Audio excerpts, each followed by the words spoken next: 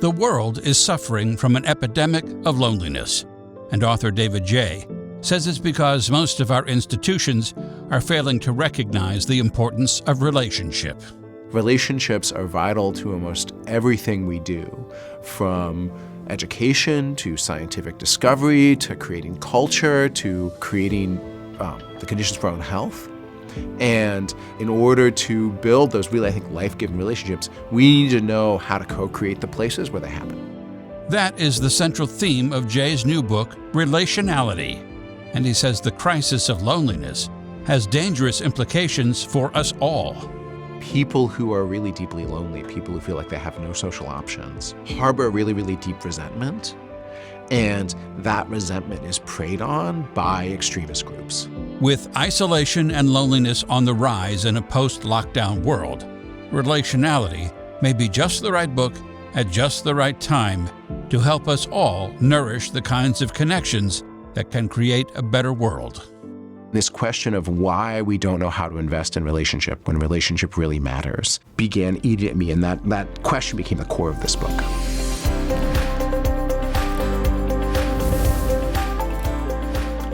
David J., welcome. I should say welcome home. Yes. Really, right? For folks who don't know, which may be just about anybody in the audience, you're from here. I am, and I have such an attachment to St. Louis. When I was writing this book, the dream was always to give a talk at Left Bank Books, which is what I'm going to be doing later today. So I'm very, very excited, very honored to be back in St. Louis. What was your life like as a young person in St. Louis? St. Louis is just such an incredible place to grow up. I grew up in the Central West End near the park, so I would rollerblade around the edge of Forest Park all the time. Went to New City and then Crossroads, both incredible schools, both schools that I think really gave me such an incredible intellectual foundation and such a deep understanding of who I was, and a willingness to be true to myself, to prioritize being true to myself in a way that I'm really, really grateful for. And so now you're trying to deepen understanding of relationships. And for folks who may see that the book is called Relationality and think, oh, this is like a dating handbook or something. It's not. It's not. It's much more cerebral than that and much broader than that. Define relationality first, if there's a way to define it. Yeah, so the way I define relationality in the book is it's a way of thinking about the places where relationships happen. So when I think about a dinner party, when I think about a dance floor at a wedding, when I think about places that are really places where we deeply connect with one another, with ourselves, those are places with a high relationality. And something that is very personal to me is all of the scientific evidence that shows that we're in the midst of a global loneliness crisis right now. That so many of us don't know where to go, where to show up to find those places where we can build relationship. And so I was interested in talking about relationality because I was interested in saying, what are these places where relationships happen and how can we have more of them? How can we make them more accessible at a time where so many people struggle to find the relationships that they need in the world? And to your point, not just romantic relationships, but community relationships, friendships, the communities of care we need to raise kids, the ways that we need to come together to connect in ways that are really, I think, vital to our democracy, right? Relationships are vital to almost everything we do, from education to scientific discovery to creating culture to creating the conditions for our own health. And in order to build those really, I think, life-giving relationships, we need to know how to co-create the places where they happen. Well, we know from reading the book that you take issue with sort of the standard definition of relationships. Yeah. So part of my history, and this is another thing I'm grateful to St. Louis for. So I identify as asexual and aromantic. What that means is that I don't experience sexual attraction. I'm not drawn to be sexual with the people that I'm emotionally intimate with. And aromantic means that I'm not really drawn to date people in the way that most people think about romantic intimacy. So when I was growing up, there was this definition of relationship that was, you're in a relationship if you're in a romantic and sexual relationship, if you're dating someone. And if you're not, then it's not a real relationship. It's not a capital R relationship. And that sort of meant that intimacy, the gold standard of intimacy, was just not accessible to me. And I was told, received this message explicitly and implicitly, that I was going to be alone forever. And so I really started exploring the definition of relationship, trying to challenge that to find an understanding for myself of what relationship was so that I could have room in it. And I'm very excited to say that has been a really, really beautiful journey. So now I am part of a 3-parent family. I have 2 aromantic partners, kind of committed best friends, that are married. The 3 of us raised 2 children together. We co-own a house. We're all legal parents of the children.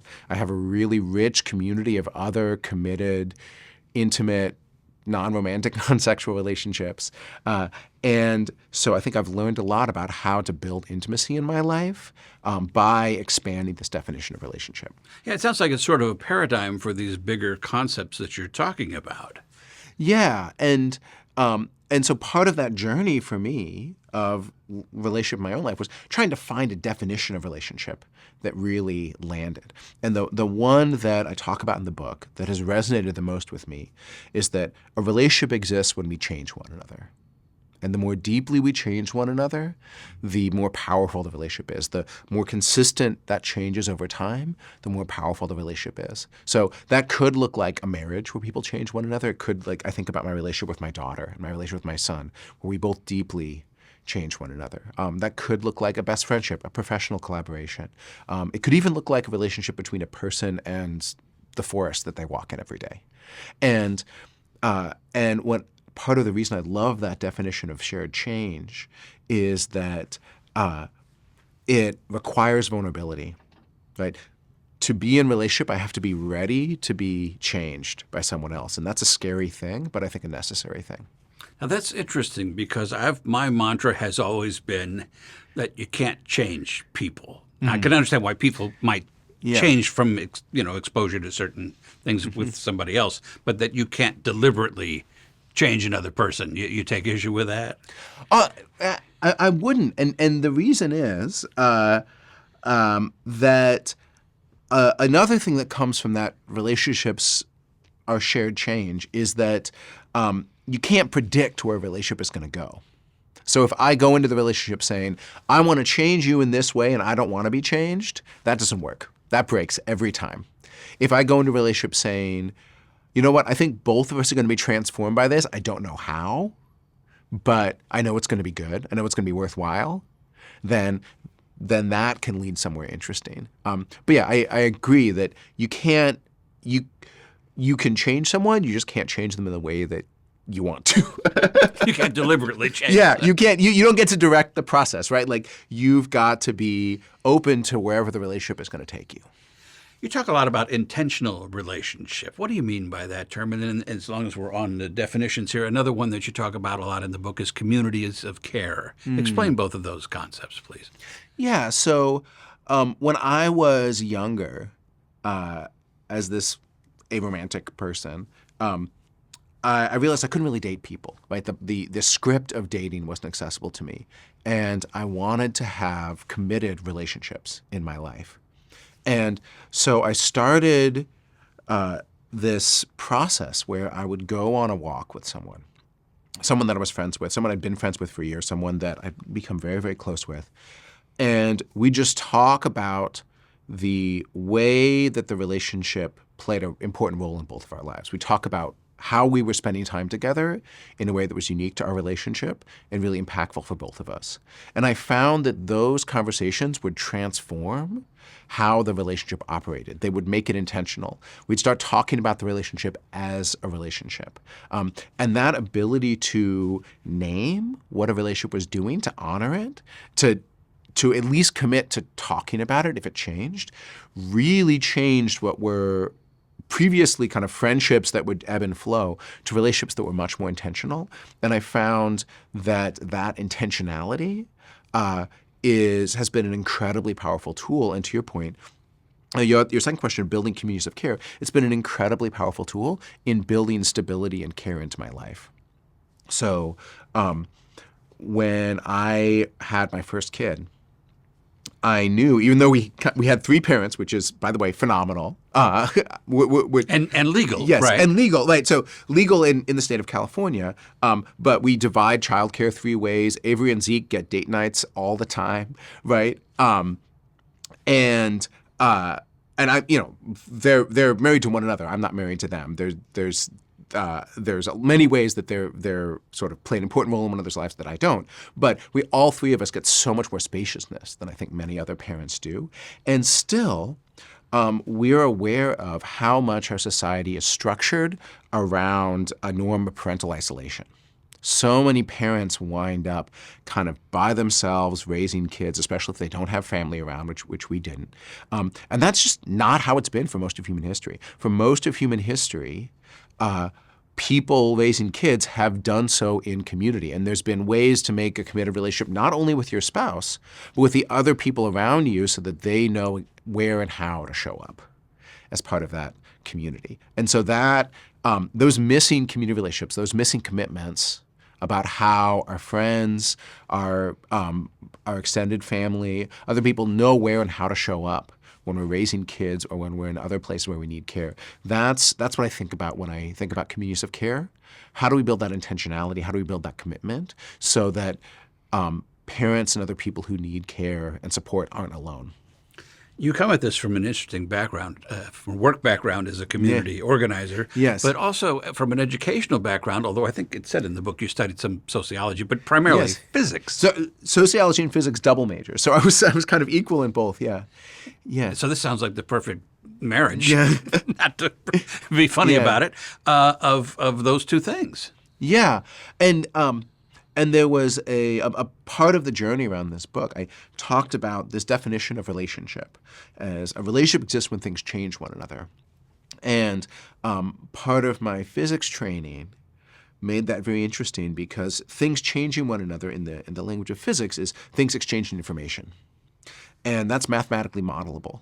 So I started creating these mathematical models of systems of information exchange that began to have really, really interesting emergent properties, and interesting emergent properties that reminded me of a lot of my work as a community organizer.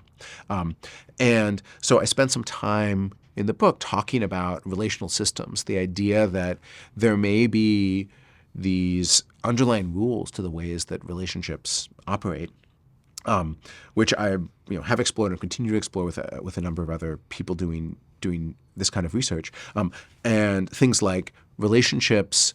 When you strengthen relationships in a system, it helps the system to transform and evolve in new ways. It also makes the system a lot more resilient to perturbation, to disruption. But the most interesting one to me is that we can predict the conditions that lead to relationship.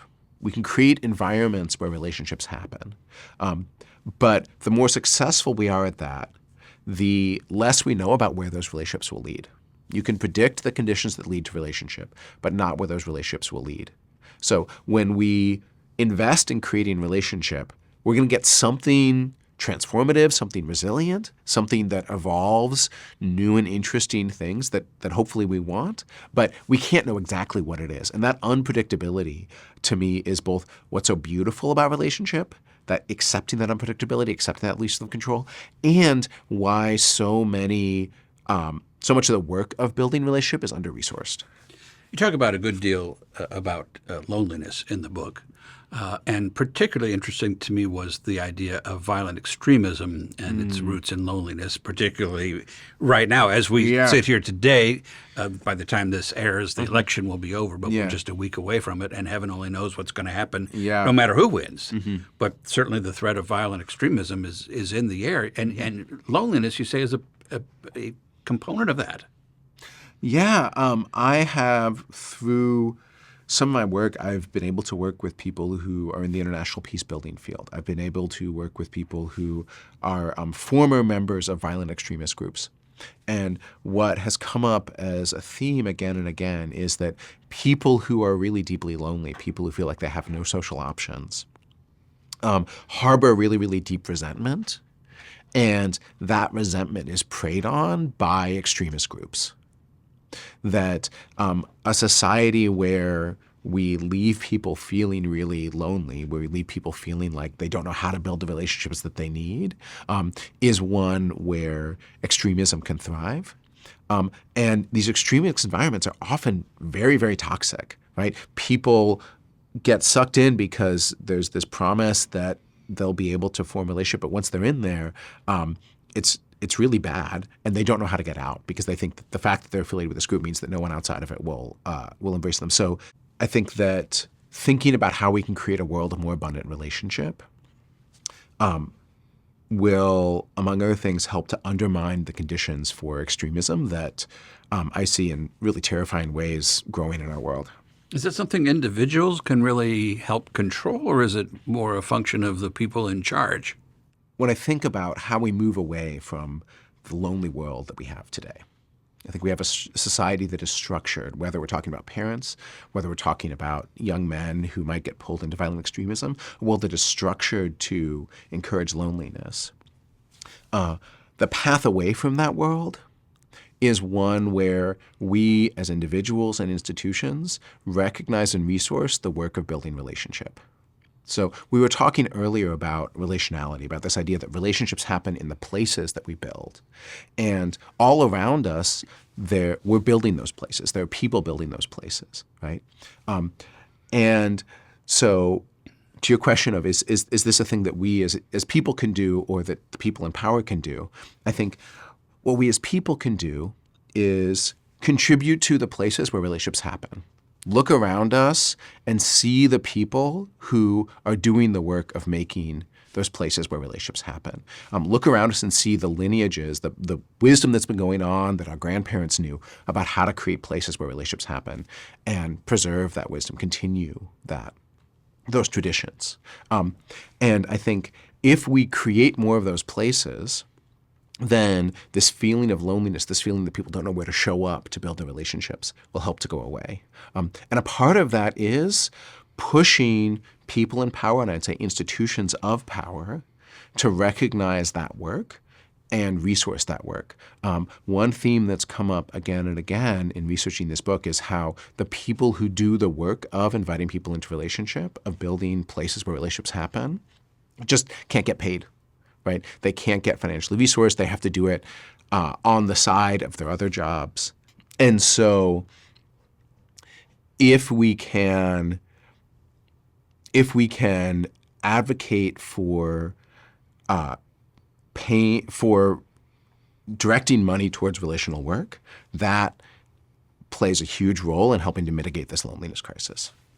You'd mentioned what our grandparents knew. The book is dedicated to your grandparents, who sound like the most interesting people on the face of the earth, particularly, I guess, your mother's mother. Am I right, Betty? Yeah, Betty. Yeah. Betty Lazarus. And this applies to the topic. Give like the dinner party example. Yeah, so my grandfather was a physicist at the University of Illinois. He was studying the properties of crystals, of semiconductors. And my grandmother was his wife was this very socially brilliant person. So when I think about how we create the conditions for relationship and just how much intelligence it takes to do that, I think about the way that she would arrange her dinner party. She would have this table, and she would write, where everyone was going to sit, what the possible topics of conversation were between the people who were sitting there. She was really thinking out, how do I set all the conditions just perfectly with the food, with the seating arrangements, with the way you introduce people and host, to seed the relationships that this community needs. And that ability to see the relationships that a community needs and create exactly the conditions that bring them about, that is the core of what I see as relational intelligence, relational work. That's the work it takes to create the conditions for relationship that we really, really need in the world. Well, everybody in that physics lab would come to the physics lab, I assume, to work. Yeah. Today, as we know, thanks to COVID, it's completely opposite now. People aren't going into work hardly at all anymore. They're working, presumably. How has that affected this whole loneliness crisis? Well, badly, I would think. yeah. I got my start in an online community. I got my start with all of these mostly asexual people, mostly young people who were communicating on a text message forum. And we were able to form relationships that were really powerful, that were life-saving.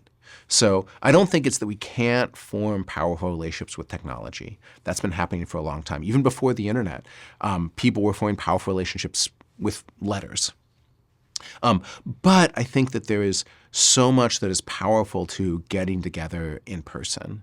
I think there's that is almost always the most relational way to convene. And I think with stay at home, with many of the institutions and the traditions that would bring us together eroding, like I think people are missing that. They're missing the places they can go to meet new people, to see the people they already know on a regular basis. And I think that is deeply contributing to this sense of loneliness. I think the thing that's lost in work is in remote work is the casual space, right? I think a lot about the power of an after space. After the meeting, when you tap someone on the shoulder and say that something they said was really powerful, or when you have the freedom to pull someone aside for a moment and talk about a thing that matters to you, that ability to have space that's not agendaed, where we can just explore whatever relationally is calling us, that's really, really important to how we build relationship. And I think that's one of the things that's missing from our work at home environment. Well, and lonely is sort of a fluid term. I mean, you could know a lot of people and be lonely, and you could know just a few people and not feel alone, depending on how you're built. Well, and that's one of the things I found researching this book that was very interesting was the distinction between social isolation and loneliness. So social isolation is not having friends in your life. Loneliness is not having agency over your relationships. So if I'm lonely, my relationships look different than I want them to look. It could be that I don't have friends and don't know how to make friends. It could be that I have a lot of people in my life, but I feel like I'm relating to them all through this sense of obligation. I don't have any way to evolve the relationships to look like I want them to look. And so the pathway from loneliness isn't necessarily one where everyone makes more friends. It's one where people have more agency over how their relationships develop. They have more room to connect with themselves. They have more room to connect with the more than human world. They have more room to maybe release the relationships they need to release. All of those can be part of a pathway from loneliness. How did you get interested in all this? Growing up as an asexual kid who, really faced this fear that I was going to be alone forever, I became really, really interested in questions of how to build relationship. And then I founded asexuality.org, the world's largest asexual community, and got to see firsthand how people connecting in deep relationship not only was life-saving because we all have this human need for intimacy, but connection led to care and led to collective care and led to collective power. And I became really interested in what happens when we bring people together and how that can be transformative, not only in our lives, but in the society around us. And so I became really interested in not only how we connect, but in the reasons why, the really deeply powerful and systemic things that can happen when we connect. And really interested in the reasons why if connection everywhere that in many, many places that I look, from universities to high schools, elementary schools, to people in political campaigns, there's this sense that the core of what makes many institutions successful is their ability to build relationship. But many of those institutions don't know how to invest in relationship. And this question of why we don't know how to invest in relationship when relationship really matters began eating at me, and that question became the core of this book. Is the book meant primarily for people who are in some sort of institution or corporation as opposed to just individuals? Who's the book aimed at? So the book is about why we're lonely, how we can fix that, and how the world might transform if we do. And I think it can be a helpful book for individuals who are struggling with loneliness or whose loved ones are struggling with loneliness. But I really talk about the path away from loneliness being institutional rather than individual. I think that the way we get, if someone's feeling lonely, I don't think it's their job to find a path out of loneliness. I think it's the job of the world around them to invite them, right? For someone to create a place that where they can feel welcomed, where they can feel connected with other people who share some experience of theirs. And so I really think about how do we have more people building community and inviting people in so that everyone has abundant invitations to community in their lives. And it has to be, as you say, intentional. You have to work at it. A really important part of building community is that we need to be as intentional about the communities that we build as we are about our romantic relationships. We need to see our friendships, our communities of care as vital to our happiness, and treat them with the same level of honor that we treat other forms of intimacy. You talk a lot about relationships in containers, so to speak. And when I read that, I thought silos, because we keep talking about how everybody's in their silo these days. Those are two different things, though, right? Yeah. I talk about relational containers in the book as places where relationships happen, places that are intentionally built. I think about a friend's wedding that I just went to, right? The wedding was a campground wedding. Everyone came in. They camped for 2 days, right? It was an enclosed campground, so all the kids could just run around doing whatever they wanted. They were going to be safe, right? There was a beautiful river. There were trees. There were all these activities. And over the course of the 2 days, I got to form some really beautiful relationships with the community of this couple that was getting married. We got to meet, we got to have conversations, then we got to connect on the dance floor. That wedding was a container. It was a container designed to build relationship, to honor the relationship of the couple getting married and to build relationship among all of the people who are there. And so I think about a relational container as a place, not a silo, but a particular time and place where relationships happen. My brother really loves game stores, really loves you go in on a Tuesday night, you play a board game for someone who might be socially isolated. They can show up, they're invited into a table, there's a clear game with a set of rules, a set of people for them to get to know. That can be a relational container that is a powerful way to invite someone out of loneliness. And so a relational container is a place with the promise of relationship. What do you hope people take away from the book? Is there a call to action implied or direct? I think the call to action is to recognize and resource the work of building relationship, to see where it's already happening in the schools around us, in the hospitals around us, in the institutions around us, in the neighborhoods around us, to look around and see the people who are building these containers and to support them. And if you're doing the work of building those containers, to invite a community of care in to receive support yourself, because this work of building relationship is something that our world really, really needs more of. And the way we get more of it is that we recognize it and we direct resources towards it. Certainly a lot to think about. Relationality is the book. David J. is the author. Thanks so much for the conversation. Thank you.